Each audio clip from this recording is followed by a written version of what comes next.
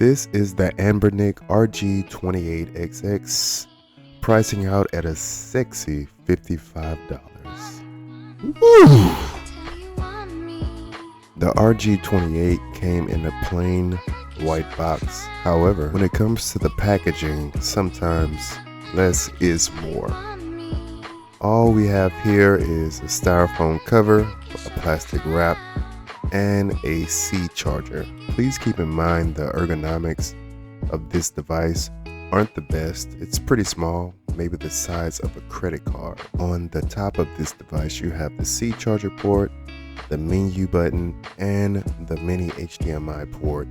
You can use this to plug directly into your TV and play the games from there.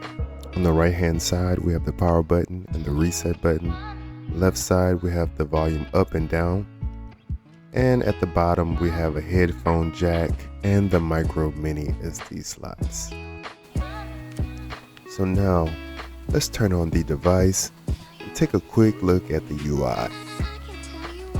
So similar to the trim UI, you can see all of your gaming ROMs here. You have the PlayStation, the Sega, the Nintendo, the arcade machines, etc., etc. It seems to be the same with most of the Linux-based devices, and I really do enjoy that. If you're looking for a device to customize a bit more, then this probably isn't the device for you. But if you're looking for something cheap and affordable and you can put it in your pocket, this is probably the device for you. It comes with about, I want to say, 4,000 games already installed on it. So not as many as the trim UI or any of the game sticks, but still a decent amount of games.